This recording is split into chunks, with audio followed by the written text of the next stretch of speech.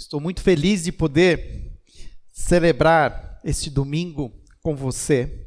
Celebrar com você a ressurreição de Jesus. E hoje acordei por volta das 6 horas da manhã. Por volta das 6 horas da manhã, o dia estava iniciando. E foi para mim um momento especial de poder pensar que também naquele mesmo momento, as mulheres estavam chegando ao sepulcro e já não estava mais Jesus ali. Queridos, hoje é um dia diferente também. Diferente porque poderíamos estar juntos. O que mais sinto falta é de poder vê-los, de poder abraçá-los, de poder cumprimentá-los, agradecê-los por todo o carinho e cuidado. Temos recebido as mensagens de vocês, estamos felizes de saber que todos estão bem. E para nós é um privilégio podermos ser essa igreja de Jesus, presente, viva. E hoje não quero trazer aqui nenhuma palavra que nos traga peso ao coração, muito pelo contrário. Hoje quero trazer para vocês a palavra de Jesus, a palavra de vida, a palavra que traz paz ao nosso coração.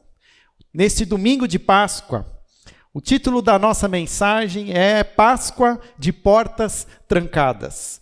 Assim como a primeira Páscoa que aqueles discípulos estavam vivendo foi uma Páscoa com as portas trancadas, hoje nós estamos também vivendo essa mesma experiência, estamos permanecendo nas nossas casas, evitando ao máximo o contato social com outras pessoas e podemos também, muitas vezes, sermos tomados pela angústia, pelo medo, mas quero aqui fazer com você um convite. Abra sua Bíblia em João, no Evangelho segundo João, capítulo 20.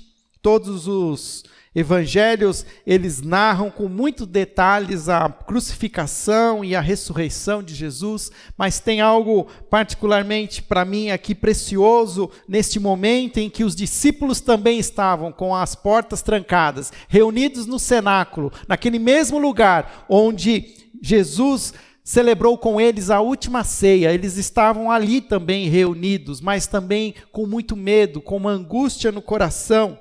E nós vamos ver aqui Jesus visitando de maneira espetacular aquele lugar e trazendo a esperança, a fé ao coração dos discípulos. Evangelho de João, capítulo 20, versículo 19, diz assim: Ao cair da tarde daquele primeiro dia da semana, estando os discípulos reunidos a portas trancadas, por medo dos judeus, Jesus entrou, pôs-se no meio deles e disse: Paz seja com vocês. Tendo dito isto, mostrou-lhes as mãos e o lado. Os discípulos alegraram-se quando viram o Senhor. Novamente, Jesus disse: Paz seja com vocês. Assim como o Pai me enviou, eu os envio. E com isso soprou sobre eles e disse: Recebam o Espírito Santo. Se perdoarem os pecados de alguém, estarão perdoados. E se não os perdoarem, não estarão perdoados. Vamos orar mais uma vez. Ó Pai, te pedimos que o Senhor esteja agora conosco, nos ajudando a entender a Tua palavra, a entendermos, ó Pai, através da iluminação do Teu Espírito, verdades preciosas, que podemos guardá-las em nossos corações, que podemos vivê-las, ó Pai, pela fé nos próximos dias. Que o Senhor esteja agora também, Senhor, trazendo para nossos corações, Senhor, serenidade, também paz, calma de espírito, para podermos também nos concentrar naquilo que o Senhor deseja falar aos nossos corações. Essa é a nossa oração e nós oramos em nome de Jesus. Amém. Assim como na primeira Páscoa, aqueles discípulos estavam com as suas portas trancadas, estavam vivendo ali um momento de angústia, de medo, já estavam sabendo pelo testemunho das mulheres que Jesus não estava no sepulcro, eles ainda não tinham visto Jesus ressurreto. Existia ali também um misto de dúvida, um misto de medo. Será que os judeus poderiam então invadir aquele espaço onde eles estavam reunidos e prendê-los, atacá-los? Será que eles poderiam ser acusados de ter roubado o corpo de Jesus? Não sei exatamente o que estava passando no coração daqueles discípulos, mas eles não estavam vivendo um momento de paz. Eles não estavam se sentindo seguros. Pode ser que você, nesses dias, também esteja vivendo da mesma maneira, vivendo com o seu coração cheio de angústia, vivendo com o seu coração cheio de medo, com perguntas que não têm respostas, ou até mesmo muitas respostas para as mesmas perguntas. O fato é que, assim como os discípulos não sabiam o que ia acontecer, nós também estamos vivendo momentos que nós não sabemos de fato o que vai acontecer. Eu não sei o que vai acontecer com a minha vida até o final do ano, não sei o que vai acontecer com a minha família, eu não sei o que vai acontecer com o meu trabalho, com o meu negócio, eu não sei o que vai acontecer com a nossa igreja. Na verdade, nós não temos nenhuma informação, nós não temos como considerar que temos um plano, que temos alguma expectativa de algo claro, quando podemos estar juntos novamente. O fato é que nós estamos vivendo um dia de cada vez, fazendo um plano para os nossos dias, a partir de informações muitas vezes pouco seguras, de muito medo, de muita angústia. E eu quero aqui fazer aqui um parênteses e continuar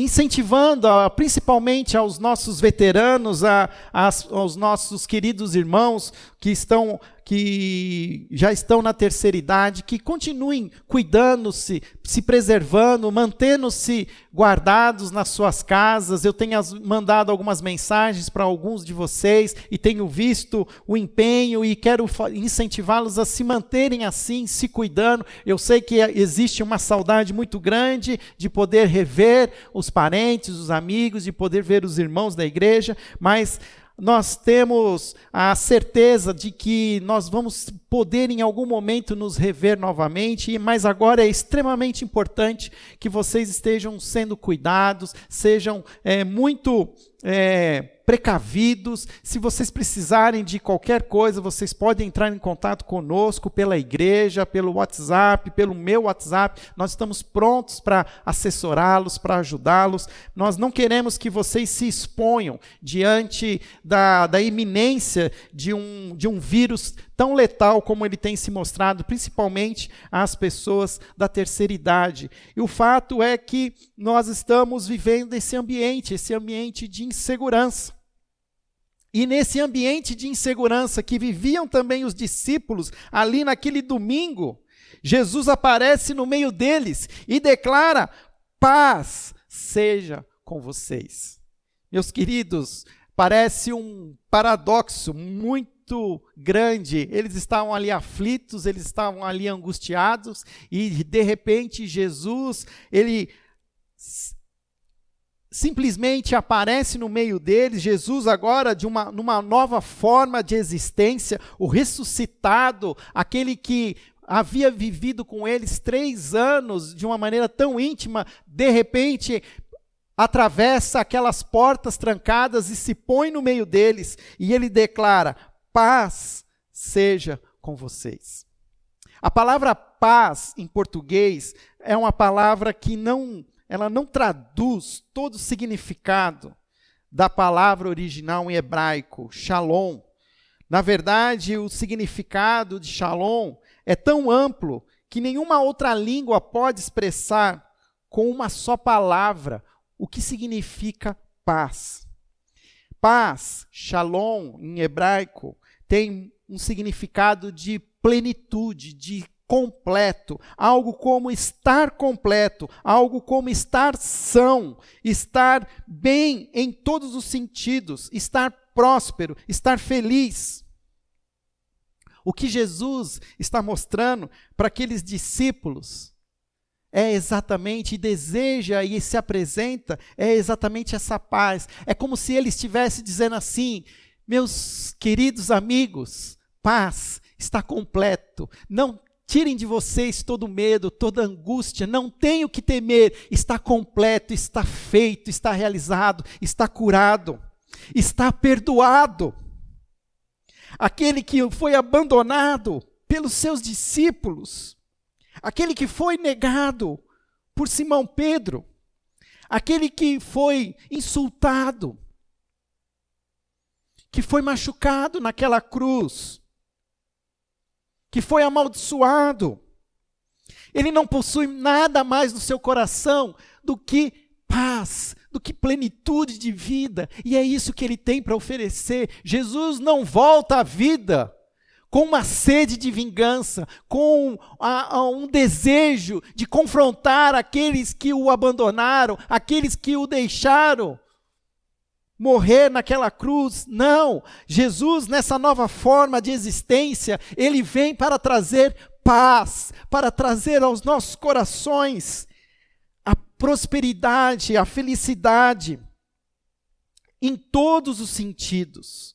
E Jesus, ele mostra isso de uma maneira muito clara, porque o texto diz que, tendo dito isso, ele mostrou as mãos e o lado, ou seja, Jesus mostra que essa paz que ele está propondo é uma paz que foi conquistada na cruz.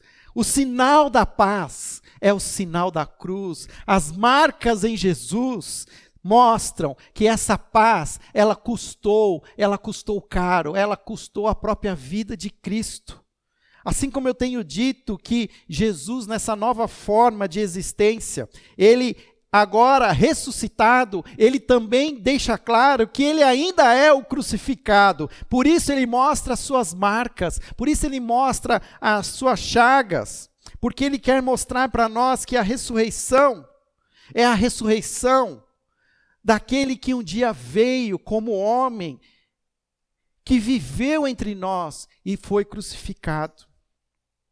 Queridos, nós precisamos entender que existe uma lição muito importante que a Páscoa nos traz. A Páscoa nos traz uma lição de que Jesus, ele vem como ressurreto, não como uma nova forma, substituindo quem ele era antes. Muito pelo contrário, o que nós temos que entender é que Jesus vem nos mostrar e vem nos ensinar que a ressurreição é, na verdade, uma redenção total das nossas vidas e dos nossos corpos.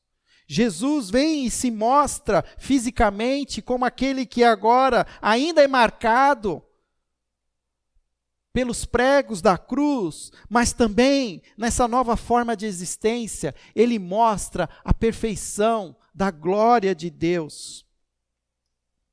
O ressuscitado ainda é o crucificado. A partir do versículo 21, nós vamos ver que Jesus ali, com os seus discípulos, ele expressa 4 curtas declarações que Jesus apresenta aos seus discípulos, 4 expressões curtas, que vão nos ajudar a entender qual é para nós o sentido, o propósito da Páscoa. Hoje, se estamos hoje reunidos nas nossas casas, se estamos aqui hoje ouvindo esta mensagem, lendo esse texto, eu creio que Jesus quer também nos ensinar que existe um propósito maior. Existe um propósito maior para a Páscoa. E ele mostra isso a partir dessas 4 declarações. A primeira declaração que Jesus faz, ele novamente diz: paz seja com vocês. Paz seja com vocês. O que ele está querendo dizer é que agora existe uma garantia de paz. Tudo foi perdoado. Tudo foi apagado. Agora existe paz entre Deus e os homens. E nós precisamos aprender a viver debaixo deste ambiente de paz. Na teologia cristã, nós dizemos que o momento que nós vivemos é um momento da graça, onde estamos vivendo um momento onde todos nós, homens e mulheres, crianças, jovens, adultos, nós temos a oportunidade de nos reconciliar com Deus. Há um caminho proposto por Jesus para que nós encontremos a paz com Deus. Ontem mesmo eu estava em minha casa assistindo a um filme, e esse filme era um filme que mostrava uma cultura islâmica, e era interessante ver ali a dinâmica dos personagens que vivem debaixo de uma fé islâmica, que creem sim num Deus todo-poderoso, mas um Deus em que eles não têm a certeza da misericórdia, não têm a certeza do perdão. E nós olhando para hoje, para esse dia, para Jesus, o Cristo ressuscitado, nós podemos sim ter a certeza da nossa salvação em Cristo Jesus. Podemos ter a certeza de que o preço do nosso pecado foi pago por Jesus Cristo. Ele se mostra vivo, ressurreto, com as suas marcas da cruz em suas mãos, mas dizendo: foi consumado, o preço foi pago, todos estão perdoados, se entenderem o que eu fiz por vocês na cruz. Queridos, nós precisamos entender essa paz que nos é oferecida. Essa paz que vai exceder todo o nosso entendimento, uma paz que vai reinar em nossos corações. Essa paz, ela precisa ser permitida, ser vivida em toda a sua intensidade. Assim como eu disse, a própria palavra shalom, ela é tão ampla em significados. Nós precisamos pensar que quando nós entendemos quem é Jesus e o que Ele fez por nós na cruz, ressuscitando e vencendo a morte, o que eu tenho agora e eu posso experimentar hoje, mesmo com notícias de medo, notícias de morte, eu posso ter paz em meu coração. Eu posso sentir a felicidade, a alegria, que embora as coisas não estão acontecendo como eu gostaria, mas que entre eu e Deus não existe mais obstáculos. Eu tenho livre acesso àquele que hoje eu posso chamar não só de meu Deus, mas posso chamar de meu Pai. Isto significa ter paz. É em qualquer momento de angústia, é em qualquer momento de medo, de dúvida, podemos voltar para a intimidade da oração e falar com o nosso Pai, pedir a Ele que nos ajude. Se estamos com a nossa fé abalada, podemos com coragem pedir a Ele sinais da sua graça, da sua misericórdia. Mas tudo isso só é possível porque existe um caminho de paz. Existe um caminho que foi aberto por Jesus na cruz. Novamente, Jesus diz: paz seja com vocês. Essa pequena expressão, ela é para nós uma garantia de livre acesso a Deus a qualquer momento que acharmos necessidade. Uma segunda declaração curta que Jesus faz, ele já está no versículo 21, ele diz assim: assim como o Pai me enviou, eu os envio. O teólogo John Stott diz que essa declaração, ela é equiparada à grande comissão que Mateus descreve no capítulo 28, ide por todo o mundo e pregai o evangelho. Da mesma maneira, Stott diz que essa pequena declaração, assim como o Pai me enviou, eu os envio, é a grande comissão joanina. E o que Jesus quer nos mostrar é que a nós é dada então uma missão. Uma missão que foi a própria missão de Jesus. E essa missão, ela tem um modelo. Ela tem um modelo encarnacional. O que significa isso? Que envolve nós envolvermos de maneira total, assim como Jesus se envolveu de maneira total conosco, quando Ele entrou no nosso mundo como um bebê, introduzido na nossa realidade humana, viveu a nossa realidade no mesmo corpo humano que nosso, se encarnou e viveu todas as alegrias, as dores Nós agora também nesse mesmo modelo precisamos encarnar nessa realidade, nós precisamos nos inserir. E o fato é que muitas vezes nós estamos agora com medo.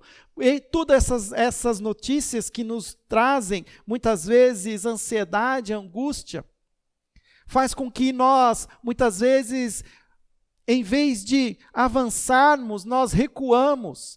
E o que Jesus quer Ele quer de nós é que nós entremos nessa realidade. Assim como Jesus entrou na nossa realidade mortal, que eu entre agora, assim como Ele entrou. E aqui nós temos duas verdades que para mim elas são fundamentais, que essa união entre Jesus e os seus discípulos, que agora nós podemos chamar da Igreja de Cristo, ela é uma união essencial. Essa união entre Jesus e a sua igreja, ela é uma união mística, é uma união orgânica, mas ela é uma união fundamental, porque assim como Jesus precisa da igreja para cumprir a sua missão, a igreja também precisa de Jesus. O que eu quero dizer com isso? Por que Jesus precisa da igreja? Jesus ele diz assim para os seus discípulos: assim como o Pai me enviou, eu os envio. O que significa isso? Que agora a igreja tem a missão que foi dada a Jesus, de ir, de pregar esse evangelho. A igreja precisa ser a boca de Cristo, a igreja precisa ser os pés de Cristo, a igreja precisa ser as mãos de Cristo, a igreja precisa levar a mensagem de Cristo. Se eu e você estamos juntos aqui hoje, é porque alguém um dia trouxe essa mensagem até nós. Essa mensagem da salvação, a mensagem de Jesus, a mensagem da cruz, a mensagem da Páscoa. Ela foi entregue a outros no passado, que com fidelidade, que com determinação, entregaram essa mensagem e ela chega até nós hoje. Quando celebramos a Páscoa, nós precisamos trazer à memória que nós temos uma missão que é nos entregue e que como igreja nós precisamos cumpri-la. Jesus precisa de nós, Jesus precisa dos nossos corpos. Efésios capítulo 1, versículo 23, diz que a igreja é o corpo de Cristo. Por isso hoje nós somos os pés de Cristo, nós somos as mãos de Cristo, nós somos a boca de Cristo. Da mesma maneira que Jesus precisa de nós também precisamos da igreja. A igreja precisa da autoridade de Jesus, a igreja precisa seguir o caminho do Mestre. Nós precisamos ter alguém a quem podemos recorrer na dúvida ou no fracasso. O fato é que sem Jesus não há mensagem, sem Jesus não há poder, sem Jesus não há quem recorrer. Uma coisa muito importante que nós precisamos entender é que a igreja jamais deve ocupar-se em proclamar uma mensagem própria. A igreja precisa ocupar-se de proclamar o evangelho de Jesus. Nós estamos aqui para uma só missão: compartilhar o evangelho de Jesus, compartilhar as boas novas, que hoje é domingo, é o dia da ressurreição de Jesus. Nós escolhemos o domingo, o primeiro dia da semana, como um dia simbólico, quando nós trazemos à memória o sacrifício de Jesus na cruz e a ressurreição, porque esta é a mensagem do evangelho. E nós precisamos nos ocupar de seguir esse evangelho. O fato, queridos, é que existe hoje parte da igreja de Cristo que está ocupada em seguir a sua própria vontade. Existe hoje parte de uma igreja proclamando uma mensagem própria. Mas nós, se queremos ser verdadeiros discípulos de Jesus, parte da verdadeira igreja, nós precisamos nos ocupar em proclamar a mensagem de Jesus. Assim como o Pai me enviou, eu os envio. Toda a missão autêntica é uma missão encarnacional, ou seja, implica em entrarmos no mundo das pessoas. Nós precisamos entrar no mundo das pessoas. Precisamos viver a realidade daqueles que estão ao nosso redor. Nós precisamos sentir a dor do próximo. Precisamos estar perto daqueles que hoje perguntam por uma razão de esperança. Pois a nós é nos dado essa mensagem que traz cura, que traz salvação, que traz redenção. Uma terceira declaração que Jesus faz, é uma breve declaração, e essa é a terceira, é a promessa do Espírito Santo. Recebam o Espírito Santo. O texto diz que Jesus soprou sobre eles e disse: recebam o Espírito. Jesus sopra o Espírito ali de uma maneira simbólica, trazendo à memória Gênesis capítulo 2, versículo 7, quando Deus sopra nas narinas do primeiro humano o seu espírito de vida. É como se Jesus agora também estivesse nos dando essa nova realidade, essa nova essência, essa nova forma de existência, a partir do momento em que nós cremos em Jesus como Filho de Deus Salvador, que está vivo, ressurreto, a nós é concedido esse Espírito, uma realidade que ainda está invisível, mas que nós temos porque Jesus sopra sobre nós o seu Espírito. O seu Espírito é invisível, mas ele pode ser experimentado, ele pode ser percebido quando nos concentramos nas coisas do Senhor. O que Jesus quer que os seus discípulos façam é que eles cumpram essa missão, mas é que eles cumpram essa missão no poder do Espírito Santo. Porque cumprir a missão sem o Espírito de Deus, ela vai se tornar impossível. E nós hoje sabemos, as Escrituras elas são claras quando elas dizem que o Espírito nos equipa, o Espírito nos capacita. Apesar de essa ser uma realidade invisível, essa realidade ela pode ser experimentada. Quando nós permitimos que o Espírito flua sobre as nossas vidas, nós então somos capazes de enfrentar as maiores barreiras, as maiores dificuldades. É esse Espírito que nos traz sabedoria, nos traz discernimento, é esse Espírito que nos traz coragem. E mais que tudo, é esse Espírito que nos traz vida. O fato é que ainda vivemos essa realidade com corpos mortais. Ainda podemos ser mortos por esse vírus que tem contaminado toda a humanidade. Mas esse vírus não é capaz de tirar de nós a vida que temos em espírito. Porque mesmo que eu morra, eu creio que eu viverei, pois assim Jesus disse: eu sou a ressurreição e a vida. Aquele que crê em mim, mesmo que morra, viverá. E por que viverá?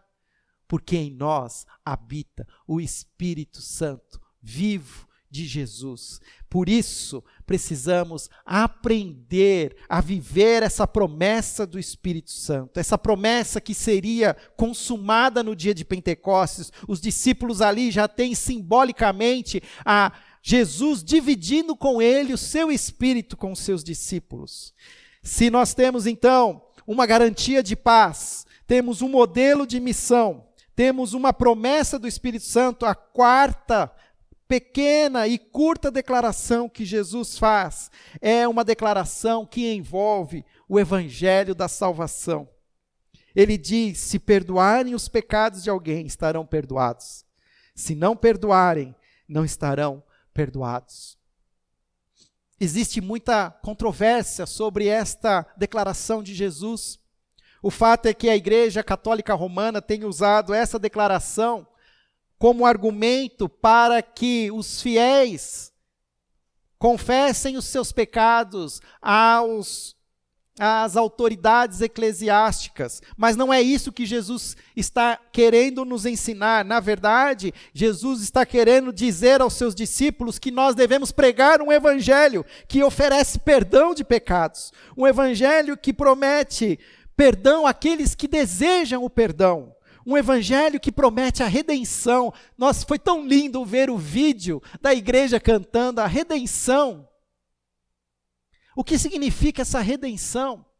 Significa que nós fomos comprados, nós fomos resgatados, aquilo que Colossenses diz no capítulo 1, versículo 13, que nós fomos resgatados do império das trevas e transportados para o reino do Filho do seu amor. Esse resgate, ele já foi pago e é isso que nós precisamos declarar. Mas também é preciso declarar esse evangelho por completo. Porque o evangelho completo, ele também quer dizer que aquele que se recusar, aquele que não quiser o evangelho, não terá outra possibilidade de perdão.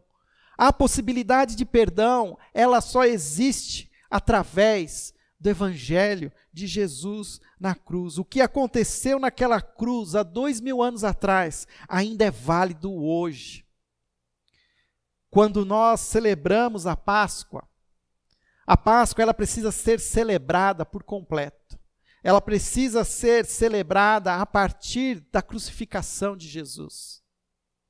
Para que possamos entender que a redenção, a liberdade que nós temos, ela exigiu o pagamento de um preço alto.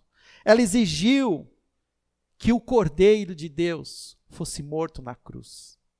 Por isso que quando Jesus ele entra ali naquele cenáculo, naquele ambiente fechado, de maneira assombrosa, de maneira mística, mas ao mesmo tempo de maneira tão real, ele se apresenta como esse Cristo glorificado, mas ainda marcado pela cruz. Meus irmãos,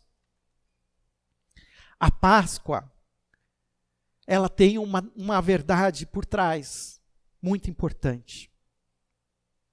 A Páscoa, ela não substitui, a Páscoa, ela não tira de nós o peso do pecado, no sentido de que Deus perdoou sem que houvesse algum custo. Na verdade, o que eu preciso entender é que a Páscoa existe porque o preço foi pago naquela cruz. Porque Jesus me substituiu a minha vida pela sua vida. 2 Coríntios, capítulo 5, o versículo 14 diz assim: pois o amor de Deus nos constrange, porque estamos convencidos de que um morreu por todos, logo todos morreram. E ele morreu por todos para que aqueles que vivem já não vivam mais para si mesmos, mas para aquele que por eles morreu e ressuscitou. Versículo 17, então, tem essa poderosa declaração que diz: portanto, se alguém está em Cristo, é nova criação. As coisas antigas já passaram, eis que surgiram coisas novas. Sabe o que me dá esperança de viver o amanhã? Sabe o que me traz ao coração a confiança de seguir em frente como igreja de Jesus, mesmo em dias difíceis, de medo, de isolamento? É que as coisas velhas já passaram, eis que surgiram coisas novas. Por isso, meu coração hoje é só alegria, porque hoje é domingo, o dia da ressurreição do Senhor, é o dia em que nós relembramos que a morte foi vencida na cruz, e que eu posso viver os próximos dias com o meu coração cheio de uma fé viva em Cristo Jesus, que entregou para mim e para você a sua vida, para que pudéssemos ter a nossa própria vida hoje e vivê-la, não para nós mesmos, mas para Jesus. Paz seja com vocês. Assim como o Pai me enviou, eu os envio. Recebam o Espírito Santo. E se perdoarem os pecados de alguém, estarão perdoados. Se não perdoarem, não estarão perdoados. Que a Páscoa seja essa linda história de amor de Jesus pela humanidade. Que a Páscoa seja, na sua família, de portas trancadas. Uma Páscoa de alegria, de fé, de esperança, de paz. Da visitação do Espírito Santo. Da convicção dessa mensagem tão sublime, que nos empodera para vivermos esse evangelho que oferece perdão de pecados, que oferece a redenção para todo aquele que nele crê.